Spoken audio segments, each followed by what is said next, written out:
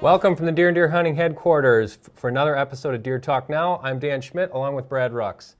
Brad, it is October 11th. I'm thinking about deer hunting. It's cold out there. I don't know what we're doing in this office right now, but I'd rather be in a tree stand. The weather is absolutely perfect. The amount of sign out there is just insane. I mean, there's rubs, big rubs everywhere. There's scrapes already.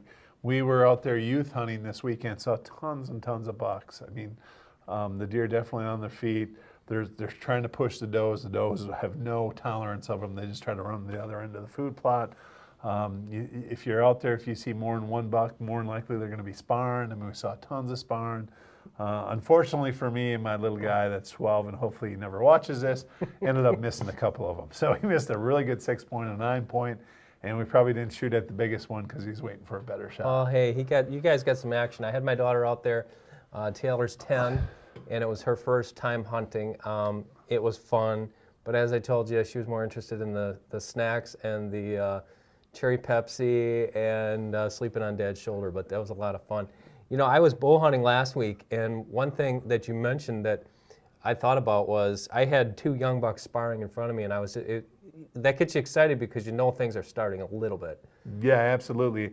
You know, they're starting to try to determine the pecking order, which everybody says goes around year round, but you know, I've noticed a big shift in my deer already. I was just telling you earlier today, we had a 2-year-old that's already a mile from where he was in velvet. I had all kinds of photos of that deer, and my property split. So as a GPS, I know pretty much from area to area where one camera is to the other one, and we had tons of pictures of this 8-point 2-year-old in velvet's real identifiable, tight little rack, you know, but he's real tall. And now he's down by our pond, which, you know, and it's funny because as soon as he went hardhorn, we didn't get any more images of that deer. And now the bucks that we're getting pictures of are different back there. So they're starting to move, they're starting to disperse, especially the 1.5-year-olds. I mean, if you're in an area that has a lot of 2-year-olds, it seems like they push those 1.5-year-olds out very, very quickly. It's a good point that you make, you know, and we publicize this a lot over the years in the magazine, but it depends upon where you live. But those bucks will normally disperse twice. Once when they're a buck fawn, and once when they're entering their yearling year, and then as a 2.5. Good example there, that deer moved 2 miles, yeah, which isn't too uncommon. I mean, even if you have good habitat, these deer are going to, you know, juxtapose for position, just like turkeys, pecking order, and deer herd. They could be a mile away, they could be 2 miles away, they could be 5 miles away. It really depends on that individual deer, on your densities, and a lot of things. We're going to talk about that a lot today. Our special guest is Steve Bartilla. Steve's been with us before. You know Steve, I know Steve. Steve's one of the best big buck hunters that we know in North America. He travels all over the place. He really knows deer behavior. He really knows this time of year to a T. You know, early season hunting as you're, you know, transitioning into that pre-rut. He is a master stand placement. That's where I was last week. If anybody remembers, I wasn't here last week. I was actually down in Illinois hunting with Steve. And when you're sitting in spots, you know, I always find myself, oh, why'd he place it here?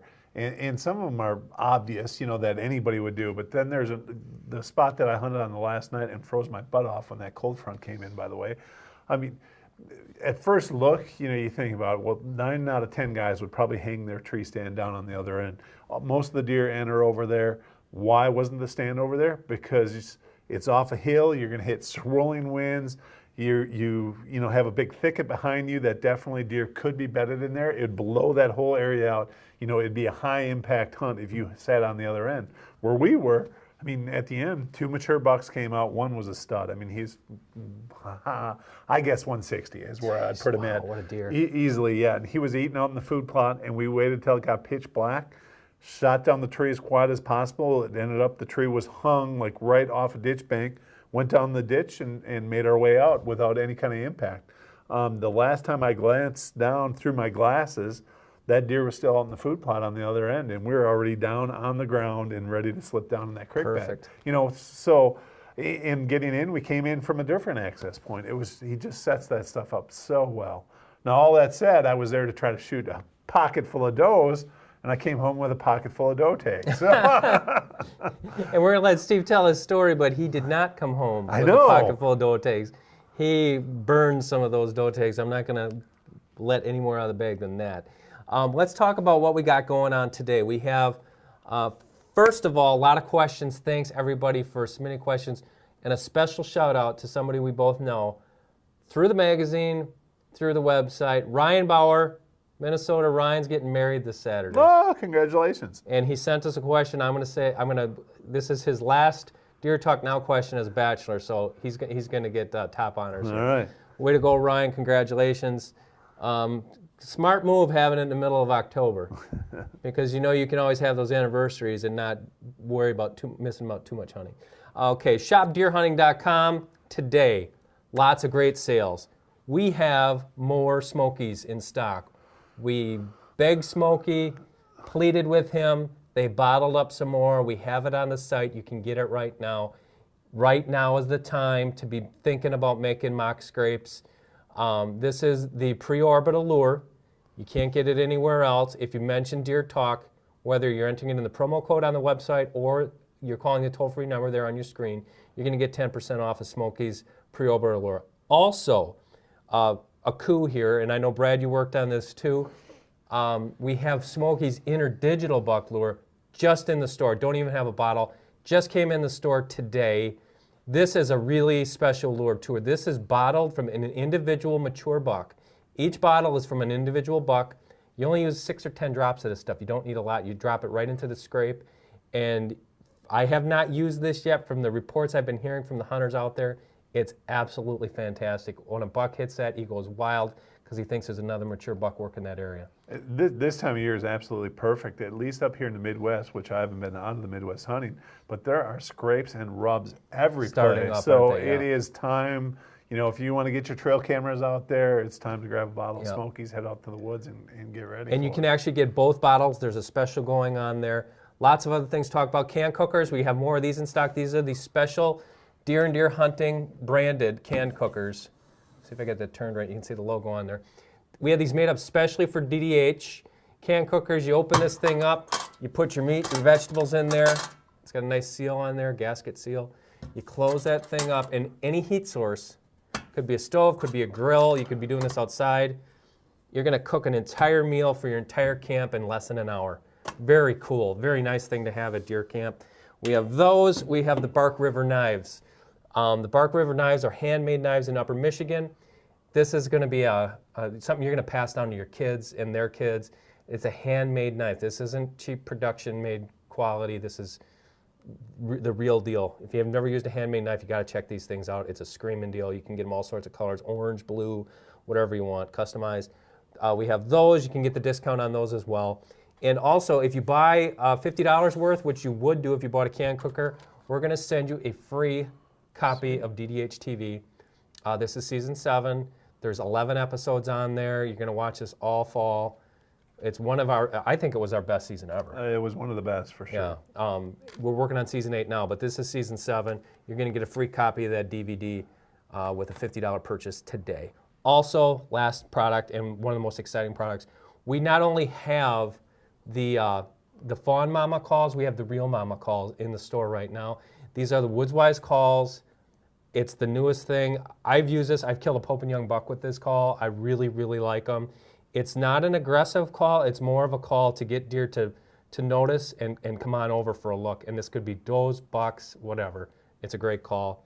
Check them out. We have them both. We have the Fawn, and we're going to have Jerry Peters on again next week. And he's going to tell us more about these tactics using these calls. The beauty of that call is, it's basically making a fawn call, and does gravitate to that. And this time of year, I just told you those bucks, every time a doe would hit the food plot, they would be over on her. It's no different than that call. They hear that call, they think a doe is going to go over there, so therefore they're checking it out as well. They're checking it out. It's really cool. When I used this call for the first time, Jerry came out, he sent me a prototype. This was a couple years ago, and he said, Dan, just try this. I think you'll like it. And I was sitting up in my stand, and you know me, I'm not big on calls. I use a grunt call. I'm not much on being aggressive. And I saw a really nice buck. He's about 80 yards away, and he's going up the ridge. And I'm like, oh, man, hey, I'm going to pull out this call. And I just called out, and little mama like that, did like 2 or 3 of them. He stopped, looked, and he came with his ears back and came straight to the tree. And Nice. I killed him at about a 15-yard shot. It was awesome. But I won't leave home with without one of these now. I love that call.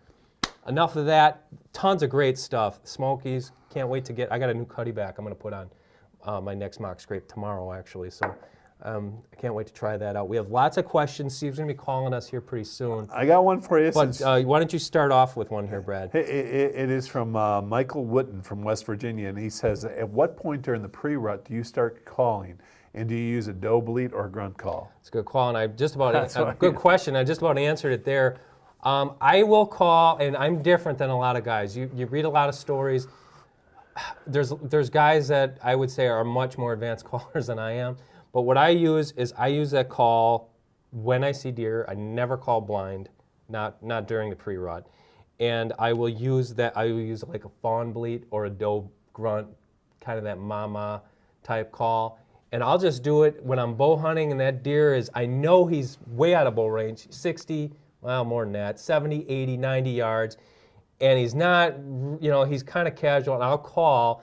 And if I can get his attention, I might call again. That's one thing Mark Drury taught me, you know, call, get their attention, call again, and put the call away. Yeah. And that's what I'll do. And I don't know, I mean, if that's your tactic or not, Brad, but that's the approach I've taken. It's worked for me. Yeah, same thing. Even during the rut, I really don't call blindly. I know a lot of people have good luck. I do use my rattle and antlers, you know, and that kind of thing, and get pretty aggressive at times. And if you're going to do that, normally the peak time is early morning. That first, you know, basically when it just gets light enough where you can shoot, that's when I'm hammering horns together. Because you don't want to start out earlier than that. It comes in and it's too dark to shoot. And literally the bucks are, it seems like they're the most aggressive that first half an hour or that last half an hour. I'm not going to say it doesn't work the rest of the time, but 9 times out of 10, that's when they're most aggressive. But I do exactly like you do. You know, I use a little bit of doe bleats this time of year. I really don't use a grunt call. I'll use rattling antlers this time of year, but I'm not hitting them hard. I'm just lightly tickling them together because you're seeing these bucks spar all the time, and a lot of times you'll get one's interest.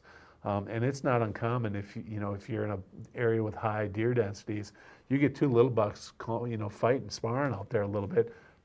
More bucks just keep showing up, and that's already happened to us one day this year. So that's exactly what happened to me last week. There was 2 young bucks, just like you're watching here, lightly sparring, and they did that for half an hour. Oh yeah.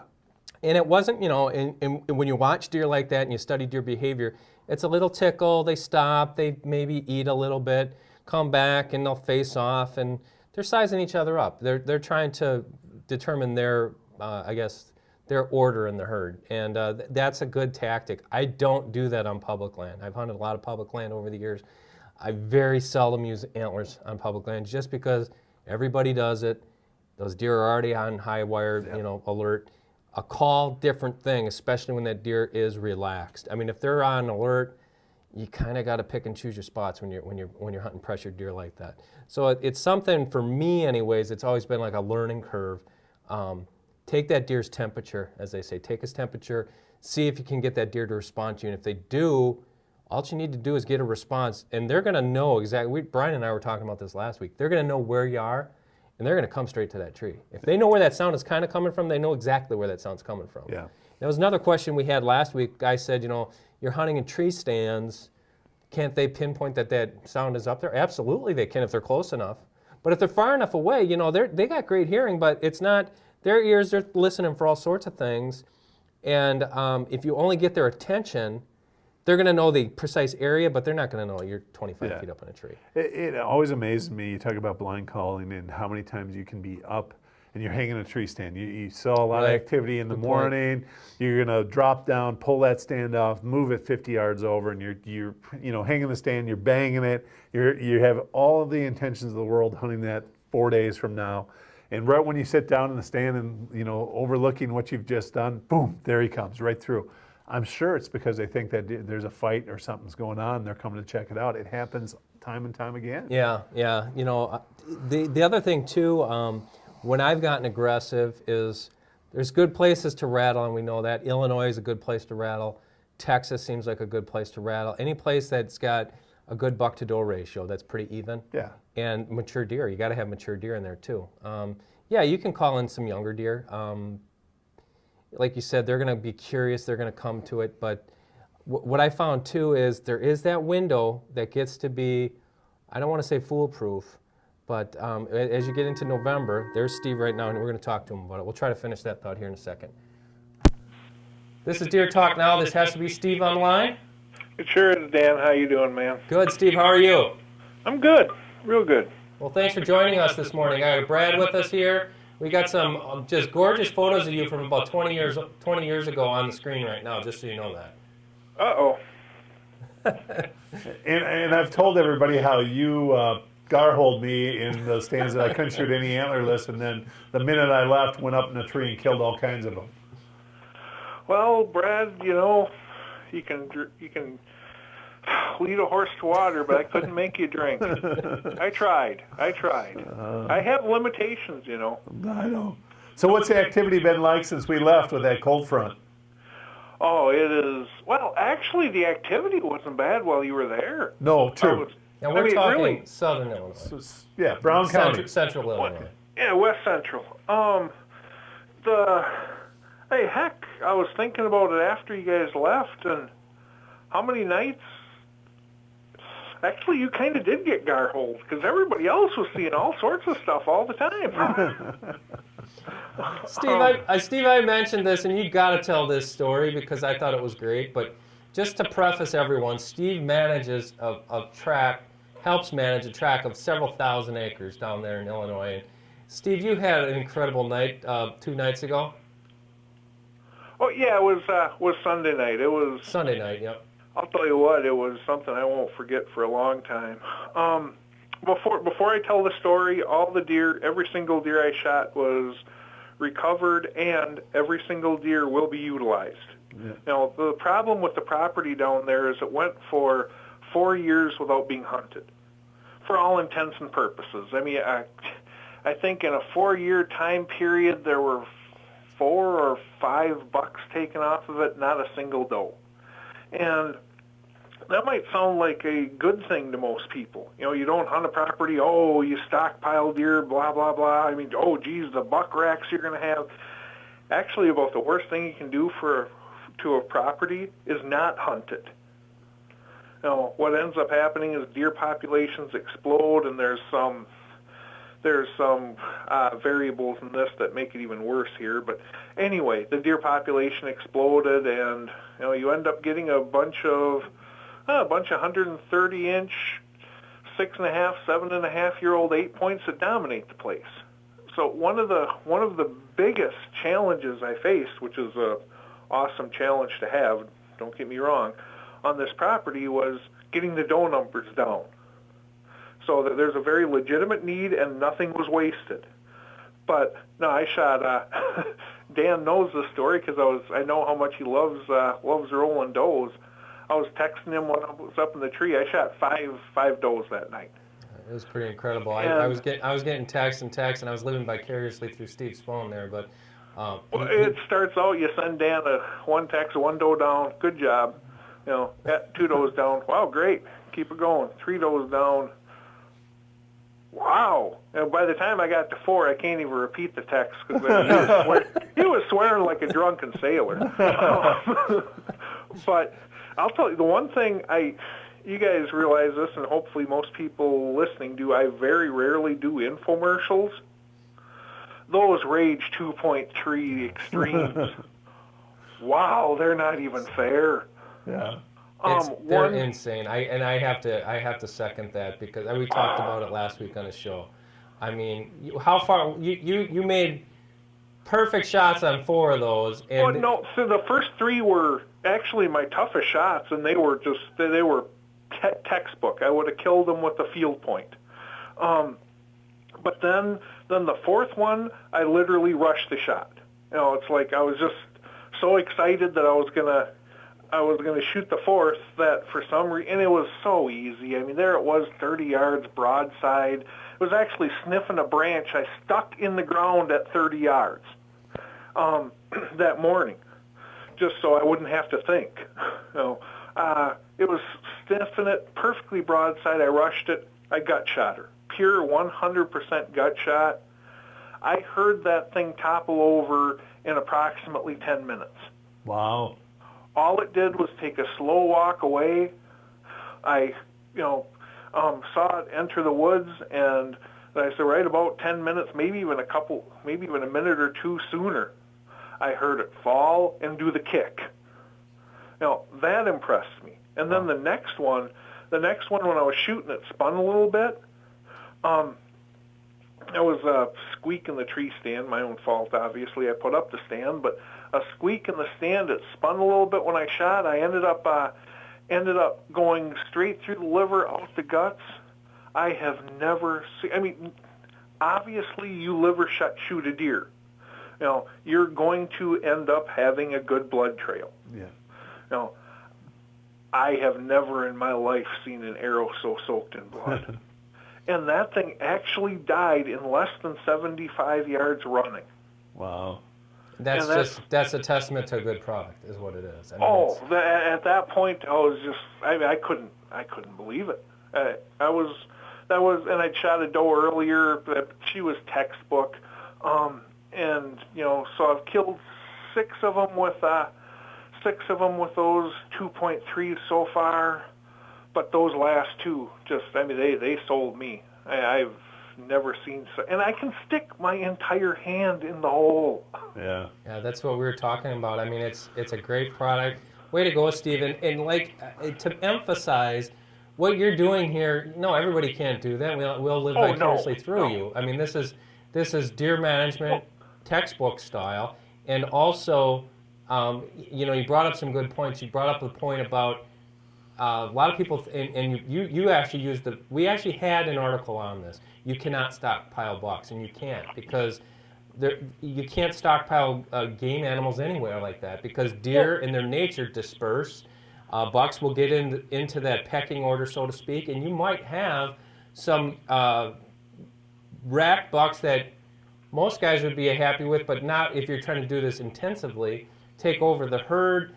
Densities raised, you have to do that type of management, number one. Number two, all that meat is being utilized. You're not just shooting these things like rats. You're 100. I ended up all of these deer. It looks like are going to end up going. They're actually hanging in a meat locker right now, but all of them, it looks like they're going to end up going to individuals that desperately need the meat. The ones, my goal is actually to take 50 does off the place. And I'll end up taking a good share of them myself. Most of them from here on out will either be going directly into my freezer, or Illinois has a fantastic Feed the Hungry program where all you do is register them, fill out a little paperwork, and you take them into one of the donation stations. Does not cost the hunter a cent. And it ends up going to needy families. And for heaven's sakes, people that are listening from Illinois, Wisconsin's got a great program like that too. Take advantage of it. Yeah, a lot of states do. Virginia actually started that, and that's the thing. If you have the property, you're privileged to be able to hunt like that. You say, "Oh, what am I going to do with it?" You can find somebody to take a deer off your hands. Yeah. Well, if it's not a friend or family member, you got these state programs that are going to help you out. And you know what? You mentioned privileged a couple times, and I couldn't agree more. But frankly, the reason that I think that I know I am so unbelievably blessed is that I get to experience it all. This place down there is a dream. It is an absolute dream to try to work on turning a place like that around. Heck, I didn't even believe I'd ever get to experience in my life. I've managed some great properties. I was lucky to manage another really large property before this. It was actually the owner's personal playground, before they turned me loose on this one. But then also I've been able to go up to Alberta this year and hunt. It was about half private land, half public land up there. I was able to spend a couple days already hunting primo ground in Minnesota. And I've spent a handful of days already hunting public land in Wisconsin. So to be able to get to experience the entire spectrum, for me, I mean, it's beyond a dream. Awesome. You know, you get the best of the best, and you get to slug it out with everybody else. Yeah. And that is, I will stop now, but I realize how incredibly privileged I am. And frankly, I need to thank everybody who's listening, because if it wasn't for them, I wouldn't be able to do this stuff. Well, you've been educating hunters, including myself, for many years now, Steve, and I don't want to make you feel old, but you have been. And one thing I want to do, well, let's get to some of these questions, because we literally had almost 100 questions again today. Incredible response. Again, everybody who asked the question today is going to get next year's 2013 Deer and Deer Hunting Whitetail Calendar with Charlie Alsheimer's rut predictions in it. And I say this every week because a lot of people have been forgiving. When you submit your question, be sure to submit your address as well, so we can get these out to you. But this is hot off the press. We have the new Whitetail Calendars 2013. Steve, I'm going to start off. You know the drill here, round robin. I'm going to go first. Brad's going to go, and we're going to try to blow through an hour here, which I know we're going to do very quickly. First question, fellow Wisconsinite, Travis Ernst. Travis wants to know, Steve, the past couple of weekends I've been hunting over a food plot. Every night he gets out, he has deer in the field, even when it's dark. What are some tips or advice that you can give him to help get out of his stand without spooking all the deer off the field? I'm going to guess he's not in a position where he can have somebody come and drive him off for him. You know, that's a good tip that I know. Why don't you explain that to people who don't understand what you're talking about there?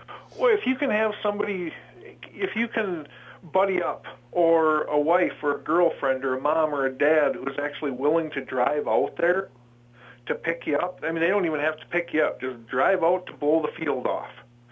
That's about the best scenario when you simply can't wait out these deer. Okay, the actual best scenario is to wait them out. Usually there's exceptions. There's plenty of times where they bed out in the food plot and they're not leaving. So unless you're planning on sleeping there, you can't get out. But the best scenario is just to simply wait them out. Wait until they get far enough away that you can get down and then backdoor out through the woods without them knowing that you're there. When that's not an option, you know, the next best scenario is to have somebody drive a vehicle out there to blow the deer off so you can get out. The next best scenario is to spook them off yourself, but not by climbing down the tree stand. Go ahead and I try, and this is either a rousing success or it can become a glorious disaster as well. But I'll oftentimes toss a stick out at a nearby deer and snort at the same time. You know, they have no clue what just happened. All they know is all of a sudden that doe or young buck is blowing out of there as fast as they can, and it typically clears the field. Another thing you can do is try to howl like a coyote and do it. Or even I've even used the shock calls for turkey hunting. You know, hit that a couple times hard, snort yourself, just go like that, and most times it clears the field for you. Now, as I said, every once in a while, though, that can turn into a glorious disaster with a whole field full of deer looking up at you as you're sitting there snorting. And I'll tell you, you want to feel humbled? You do that you have that happen to you a couple times, and my heavens, if that doesn't make you feel stupid, I don't know what does. But the worst thing you can do is climb down while the deer are watching you. Yeah. That's a good tip. There's kind of the order in which, you know, the best case, you wait them out until they get off far enough that you can slip down your stand and get out the woods somehow without them knowing. If that's impossible, you have somebody driving to get you. If that's impossible, make some type of disturbance that does not say human to spook them off. You know, people think, and I'll stop because I know you got a bunch of questions, but people think a deer snort is the kiss of death. I cannot tell you, even on public land, how many times I have heard a deer snort and been watching another deer that, either just raises his head, looks around, goes back to doing what they're doing, or doesn't even do that. If deer freaked out every time they heard another deer snort, they'd be spending their whole life freaking out, because deer snort over a lot of different things, including squirrels, other deer, a skunk coming through. I mean, the list is virtually endless. I agree. Excellent information. Hey, I got a next question. It's from Jeremy Rohrbacher from Michigan. It says, hey guys, I'm new to bow hunting. I was wondering, when it comes to the rut, would it be best to limit my number of hunts pre-rut and then hunt harder in the rut, or what kind of strategy should I use? It's very... Are these all supposed to be for me? Yeah, absolutely. Okay. Go ahead. Okay. Well, I mean, I don't want to be stepping on toes here if they're not. It depends. It's situation specific. If he has a property that he can hunt that's moderate to light pressure, and he's able to actually pattern these deer, anytime you can pattern a deer, the best time to hunt them is right away, before their patterns change. If he's sitting there hammering public ground that he virtually never gets a chance to step on otherwise, hunt the rut. Hunt those last, I should preface that, hunt the very beginning of what most people call the rut, which I refer to as the chase phase, when it's that 5 to 7 day window right before peak breeding really, really kicks off and the bucks are running around like crazy. So, I mean, if you for me, I always want to play the odds. If I'm not familiar with the property, man, you cannot get a better time than that peak chase phase right before the rut, because bucks are running around like crazy. You put yourself in a funnel or a downwind side of a doe bedding area, you have no clue what could possibly show up, but odds are really high that something's going to. Now, if you have that buck patterned, then right now, I mean, as soon as you get a buck's pattern down, hunt that thing immediately, because there's countless reasons, pressure, changing food sources, the changing buck physiology, all result in those patterns changing. So very situation specific. I'm going to guess, based on this question, he does not have the buck he wants to kill. He hasn't found a kink in his armor. He might not have even found it. So I would suggest in Michigan, get out there as much as you can, anywhere from Halloween on through November 5th or 6th, right around in there. Some of the best tips that you've given, Steve, I think, over the years and you've written several articles in Deer and Deer Hunting on this, especially when you go on like an outfitted hunt out of state. And I've used this tactic that you've written about at home when hunting new properties.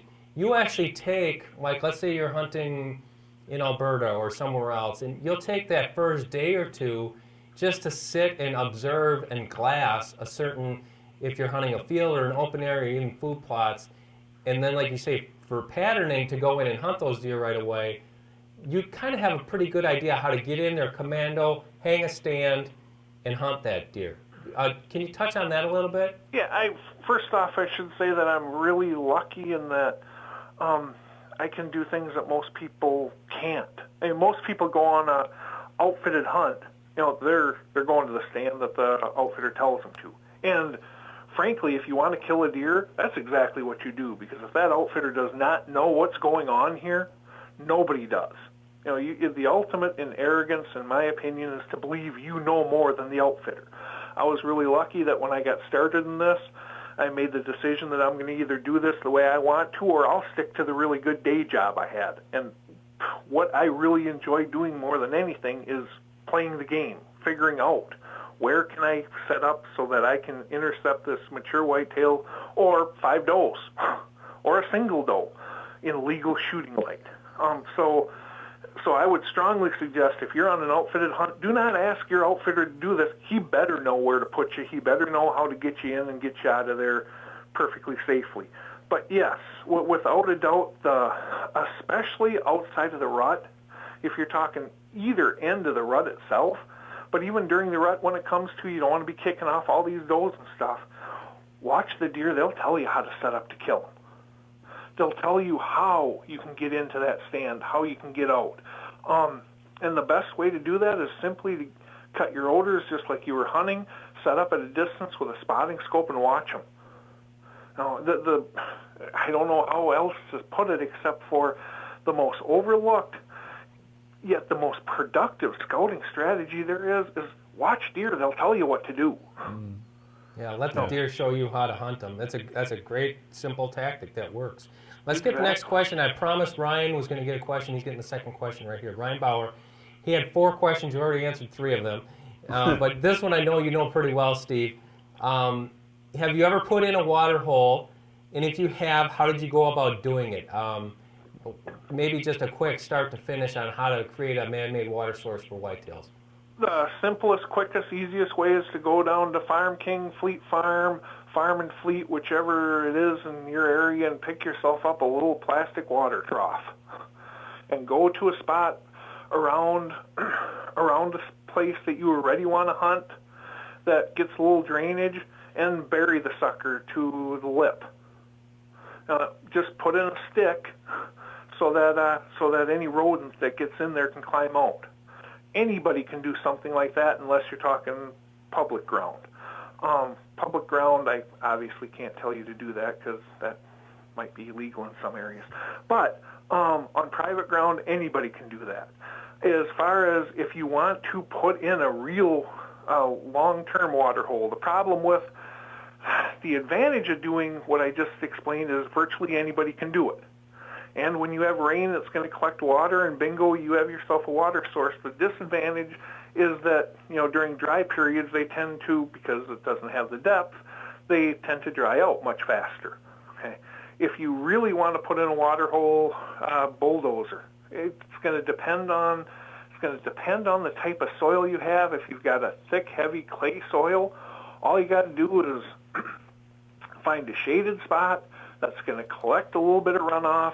Get in there with a dozer. You can rent them fairly cheap, and you want to talk about feeling like a kid playing in a sandbox again. I love doing this, jumping on dozers. Dig it to about chest deep. It doesn't have to be overly huge. You're not creating a fish pond. All you're doing is you're creating a small pond that will collect a small watering hole. Dig it about chest deep. Put a berm along the side, that berm up the dirt along the side that the runoff would normally occur on, so it doesn't spill out over in that direction. And also, go ahead and try to position the dirt in a way that, all right, my stand is over here. I want the deer to come in broadside from this way. Now, when a person's doing any of this stuff, whether it's food plots, creating ponds, always think, how can I stack the odds that this deer coming in is going to give me the appropriate shot angle? Okay. Now, if it's a more sandy soil or really rocky soil, at that point, you need to line. After you dig it out, you actually need to put a liner down to help hold the moisture. But it's really, in both cases, whether you're talking actually going out with a bulldozer and creating these things, and at the same time have a plan. Go ahead and put in a couple small isolated food plots back, 50 to 100 yards off the main food source between their bedding areas where you can get in and out if you can't tell. I'm trying to talk quick so we can get through a bunch of these. But create some food plots at the same time. Pair up that pond with a food plot. But in either case, just find that low spot where you're naturally going to collect water.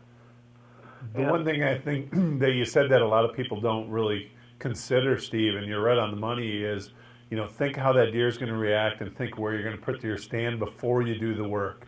And I can tell you this firsthand, when I started doing food plots 20 years ago, man, I just picked the best soil that I had. I didn't care about the tree. And you learn quickly when you're watching all your deer go to a spot where you can't really hunt them very easily that you just made a big mistake. Well, and frankly, God bless mistakes. Yeah, absolutely. That's how you learn. Exactly. I mean, I learned so much more from falling on my face than I ever learned from when I accidentally succeed. So don't be afraid to go. I think I'll try to keep this brief, but I think that's one of the bigger problems we have with hunting today is that people aren't going out and experimenting. They're not going out and falling on their face. We're blessed that this is how you kill deer. We have a formula laid out for us. But don't be afraid to deviate. Be creative. Make mistakes. What's the worst thing that's going to happen? It didn't work, but I learned a valuable lesson. Yeah, I agree. My daughter, I got to tell a quick little funny story. My daughter now works at Fleet Farm, which, if you're not familiar with it, it is a farming store, but they have hunting supplies. And she's a checkout girl, and she came up to me last Friday, and she goes, "Dad, isn't it late for people to buy food plot seed?" And I just started laughing. I was like, "Yes, it is. They're going to learn a valuable lesson in Wisconsin." Unless they're in Alabama or them in salt blocks, she said, the trophy rock. So it was kind of funny. Hey, I got a question for you, Steve. It's from Dale Yakubowski from PA. And it's actually a pretty good question. He asks, when hunting pre-rut, I can't seem to pinpoint which food source the mature deer will hit in the afternoon and evenings. Is there any science that shows what food deer prefer and why and when several are available? And he just goes on, it's a long question, but he says, the farm that he has corn, soybeans, had alfalfa, it's got apple trees on, oaks. So he's really wondering how you concentrate on the food source. Well, first off, that is an exceptionally good question because there isn't an answer to it. Or there isn't a specific cut and dried answer.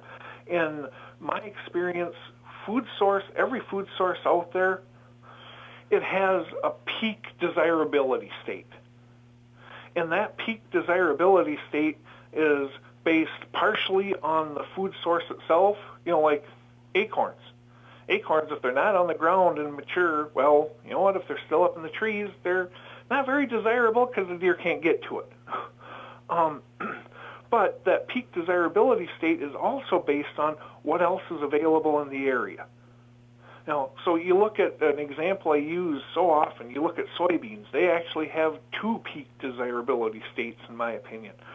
First, it's the green leaves during the summer months, and a great trick is to plant them in July and pray for rain, because then you're going to have green soybeans during early bow season, and you aren't going to be able to keep the deer out of them, because they're going to be the only soybeans in the area that are still green. But then as their leaves yellow, all of a sudden, those soybeans, you notice the deer they back off them hard because they don't want to eat the dead leaves. The soybean pods aren't quite dry yet, and frankly, there's a lot of things. My own experience, deer would really rather eat lush, green, growing plants than they would dried soybeans or dried corn. And at the same time, you typically have your apple trees. The apples on them are maturing and they're starting to drop down to the ground. And you have your acorns dropping, so the deer back way off of the soybeans. Okay. Now the soybeans are dried, but the deer aren't hitting them that hard. But now you get later in the season, the acorns are starting to get cleaned up. There's been 3 or 4 hard frosts, so that alfalfa field, which is a really great draw early in the season, has now been frosted on hard a couple times. I don't know if it's the taste that taints on it. I know the protein level drops slightly, so they're not that interested in the greens anymore because they've all had hard frost, the grasses and the clovers and the alfalfas.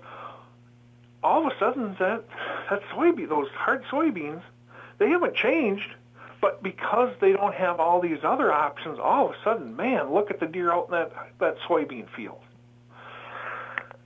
So it's a combination of several factors, and another factor I'd throw in there as well is how much of it is there in the area. I love a good steak. I absolutely love it. That, and as much as I hate to admit it, pepperoni pizza are probably my 2 favorite foods. And explains why I'm, absolutely ripped. I'm being sarcastic. But anyway, I love those 2 foods, but if I ate them every single day, I'd get real sick of them. So I believe that deer, to an extent, have the same tendency. They like variety in their diet. Okay. If I have one isolated food source that there isn't a bunch of in the area, I'm going to hunt that more often, just because even though it might not be might not be the favorite food out in the area. I've got one 10-acre soybean field surrounded by hundreds of acres of alfalfa and corn and acorns all over the place. Well, yeah, but those deer are going to get sick of those. They're going to stop. They might not be feeding on that soybean field as much as on these others, but when they feed here, dang it, I'm going to shoot them because they're going to be concentrated. All that said, trying to answer the question trying to answer what he's really getting at, with keeping all that in mind, acorns from white oaks, they're real tough to beat. They are tough to beat, especially when you have an abundance of them. Same with apples. Yeah. When they're dropping, they're real hard to beat. Alfalfa is a great early season crop.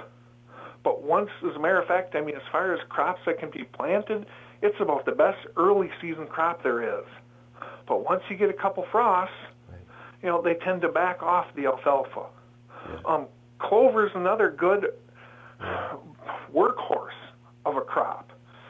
They'll actually keep hammering that after a couple frosts for some reason. But it's not as desirable as anything I've just mentioned in general. Soybeans are awesome while they're green, but then after they brown, you got to wait for the pods, the individual beans to actually dry out, and they tend to be a more late October, early November the deer start coming back to them harder. Same with corn. Corn actually, when it's in the green state, deer eat a lot more corn than a person gives them credit for. But once it starts to get more mature, again, they tend to wait until the corn kernels themselves are harder, ends up being more of a cold weather crop. Yeah, and they instinctively know that they need that protein. So that's some good stuff. Steve, we only have time for a couple more questions. I wanted to get one in here from Mark Mason from Florida. And this, Mark's hunting public land in Florida, but this can apply just about anywhere. His question, he's looking for strategies to get him the best odds at harvesting a mature buck, Mark writes. He said he's located at a 9-point where he's going to be hunting, and he wants to know if, he's talking there in his particular area, their rut has not kicked in yet. And he said, should he sit all day, dark to dark? Is that a good strategy? And I know you have some thoughts on this. Again, it depends on where you're setting up. If I'm setting up on what I believe their food source is, even within the woods, you know what, chances are he's not going to be coming out to that food source at noon.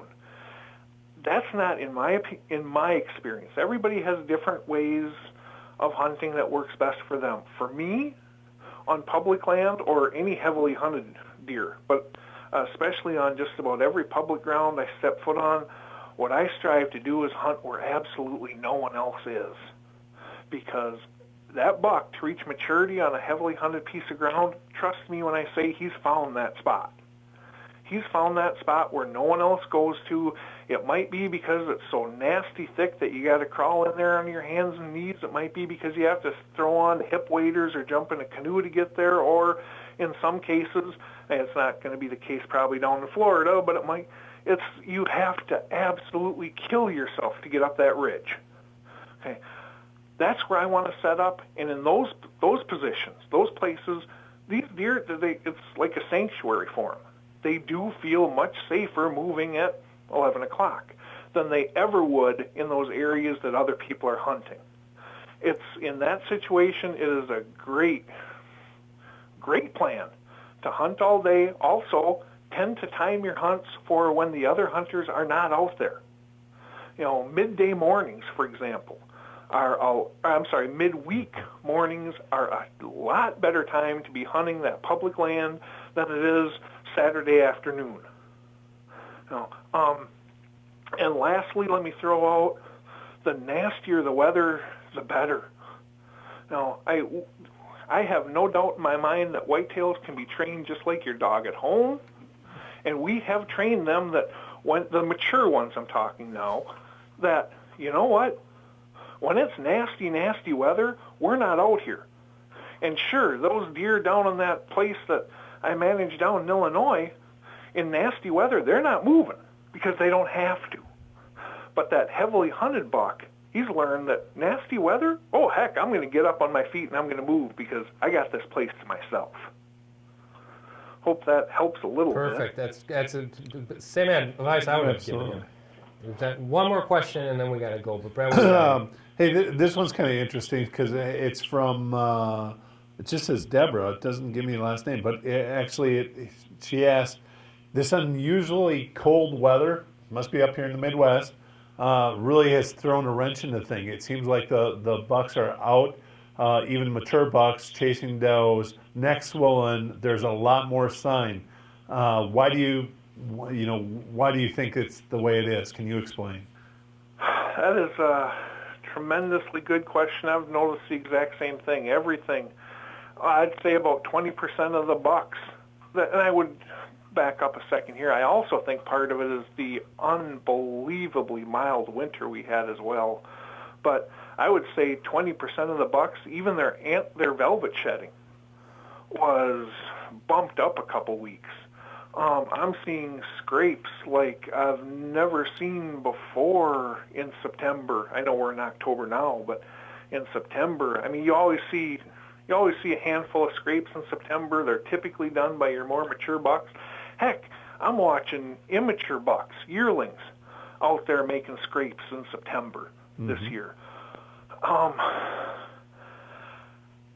think part of it is the cold, but I think part of it was, I mean, I don't want to, you can say whatever you want about the cause and stuff, but I do believe, and I know this is going to sound like an oxymoron after asking about how this unseasonably cold weather, but I believe that for whatever reason we are in a warmer than we should be. I'm trying not to get political here and say global warming. Trying not to say global warming, but yeah, but I'm sorry.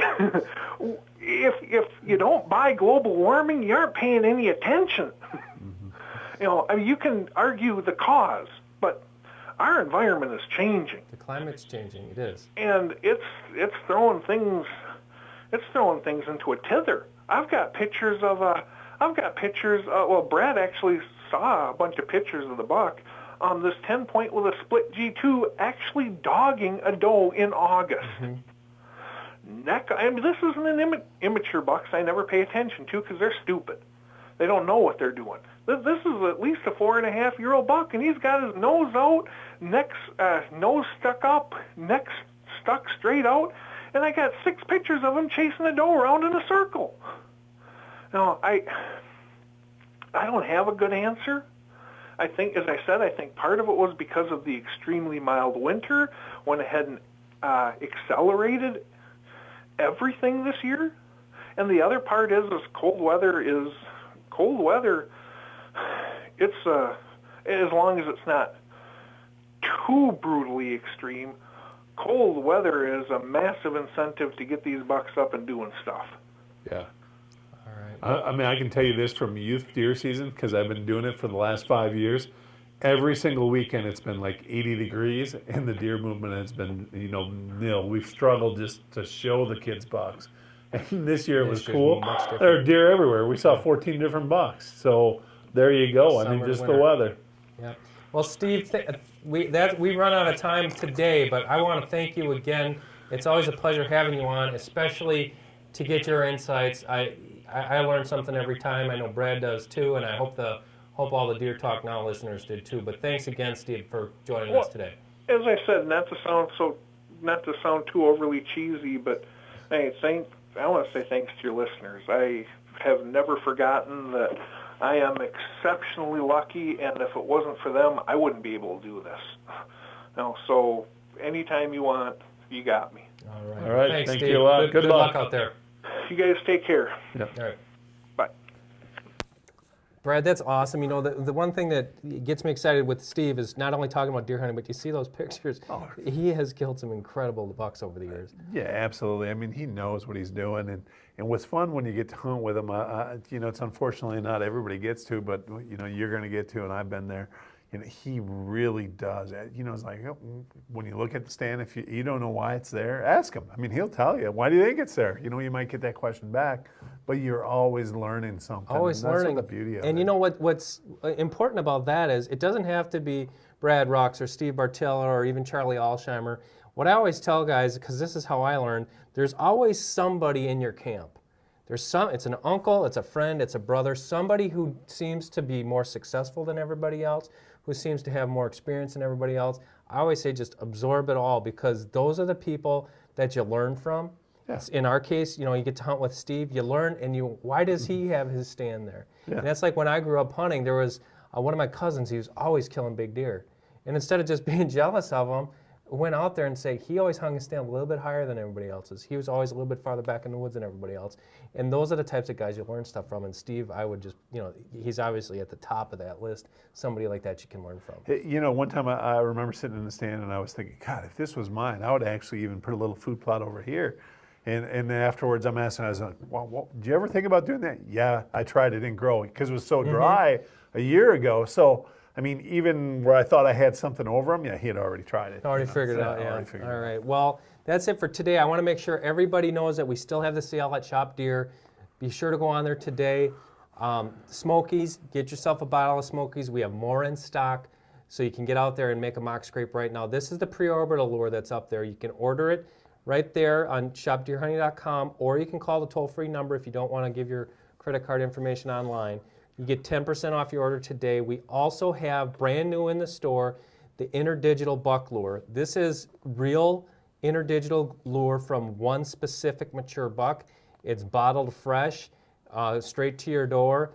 You only need about 6 or 10 drops of this stuff in a scrape. So you can use this in conjunction with pre-orbital. You put the interdigital actually in the scrape, use the pre-orbital on the licking branch. You're going to have mock scrapes to die for. I mean, those deer are going to rip them up if you have any buck activity on your land whatsoever. 10% off today if you mention Deer Talk. We also have the can cookers, the special Deer and Deer Hunting can cookers. It comes with a Deer and Deer Hunting logo on it. Get one for your deer hunting camp. You're going to be the star chef, and it doesn't take much to do it. Offer with that is they got the free rack on the bottom of that, so no matter where you buy it from right now, you cannot get that rack unless you purchase it. When you purchase ours, you're going to get a free rack from the bottom. That's about a $15 value. Absolutely, so that's a pretty neat deal. Also, free Deer and Deer Hunting Season 7 DVDs. That's with any $50 purchase or more. You're going to get a free 11 episode, all episodes from last year, Deer and Deer Hunting TV, our favorite season of all time so far until after this year's over. But you're going to get that DVD free. And one last item, we have the fawn mamas and the regular doe mama calls in the store. This is a call you're going to want with you when you go hunting right now, all the way through the rut. Even if you're hunting in the south, you can pick this up. You're going to be hunting in December, January if you're in Alabama or Mississippi or Georgia or Texas. Great call. We'll call in bucks, does, deer of all ages. It's a very good call to have. Destination Whitetail. Destination Whitetail. Thank you, Tyler. Tonight. Is it a new show tonight, Tyler? Yes, it's Wisconsin. Oh, it's a Wisconsin show. Well, we did something a little bit different this year. It's on Sportsman's Channel. What we did is we did what we call the split season. So we ran the first 7 shows and then reran those again. So they're brand new shows. This one is Destination Wisconsin. If you're not from Wisconsin or anywhere from the Midwest, it is an interesting show. You're going to go ahead and love it. Absolutely. Yep. So go ahead and tune in tonight. Tonight, Sportsman's Channel, Destination Whitetail. That's it. Another hour packed full of deer hunting. I can't get enough of it. Again, for Brad Rucks, I'm Dan Schmidt. Join us next week Wednesday at noon. Thanks for watching Deer Talk Now.